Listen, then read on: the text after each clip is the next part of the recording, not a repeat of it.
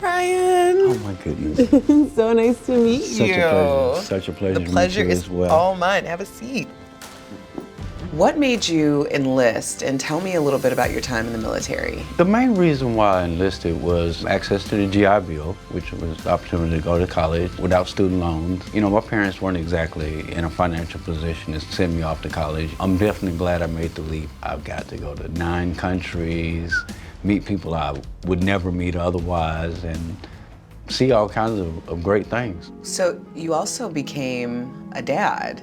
I did. And you have a teenage son. Parenthood changes everything. It's all about the child, 110%. He's been my life changer. He's my motivation. That's why I get up every day, you know, is Brennan needs it, Dad's on it, you know, that type of thing. You're going at it alone as a single dad. How has that shaped you? It makes you extremely, extremely resilient to trials and tribulations that you go through. It makes me plan. You know, I have to think ahead. I have got to always be a step ahead. Something that you didn't necessarily plan for is being diagnosed with lymph node cancer 3 years ago. Right. Take me through that process when you were diagnosed. Oh, wow. Well, it was about 4 months after I had just got full custody of Brennan, so I was kind of like, you know, in celebration mode, if you will, of finally having him in my life full time. But to get that diagnosis, it was tough. That was one of the first times in my life I've ever felt out of control.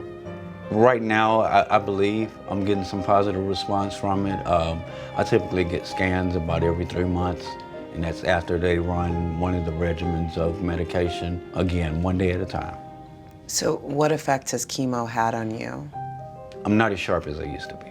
The side effects are, you know, 5 times worse than I think the cancer itself is, you know, the neuropathy and the ringing in the ears. And I've gone through the transition in the past few months with starting to lose teeth from radiation and chemo decaying that. And sometimes just waking up and not knowing what's going on. So I want to talk a little bit about your comeback story, because generally when it rains, it pours. This time last year, I was kind of in a situation between missing work and not being able to make ends meet.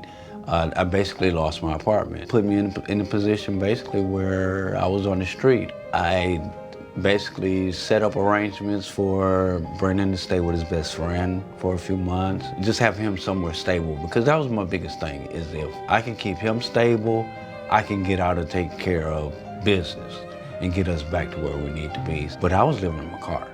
I was, you know, more or less moonlighting at the VA hospital to, you know, kind of take a bird bath. And I became extremely dependent on my car. My vehicle was everything, you know. I lived in that. That was my life, you know. A lot of psychological and mental challenge with that. But I'm a self-proclaimed pretty tough cookie, so through it all I fight. That's all I know is fight. Tell me about the car accident. What happened that day? So basically I leave work and, you know, headed down the road and someone pulls out in front of me. Told it was my car. That was one of those distraught moments. I'm in a position where those necessary things that I need to truly be I won't say a good parent, but make a meaningful move. Getting myself to work, getting him to school, going to field trips, whatever, to fulfill my role as a parent. That having a vehicle and having my own home again is everything. Brian, your service to our country and your positive attitude are absolutely inspiring. We know that things can be troublesome for veterans. It can be a very challenging situation, and we want to do something very special for you at the beginning of this holiday season. So on behalf of MIDAS, 1-800 Charity Cars, and Daily Blast Live, we want to present this Volvo that has been repaired for you.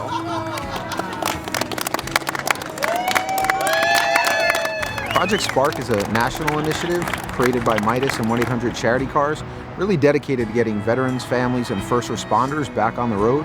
We really want to see him get back on his feet. For what he's done for our country, we just want to make sure that we're doing something for him so he doesn't have to worry about that issue anymore. Thanks, Thank guys. you for your service. Appreciate you guys. I so appreciate you guys. Enjoy that, man. That is awesome. That is cool. Oh, wow. Let me in. He Let said, me let you in. I do know the unlock features. Oh, wow, that's nice. Oh, you got the leather seats. I got the leather seats. You deserve it. You absolutely deserve it. Thank you. I so appreciate it. So, my son is going to be like floored. And this was actually a complete surprise to him. He thought I was just coming up for an interview.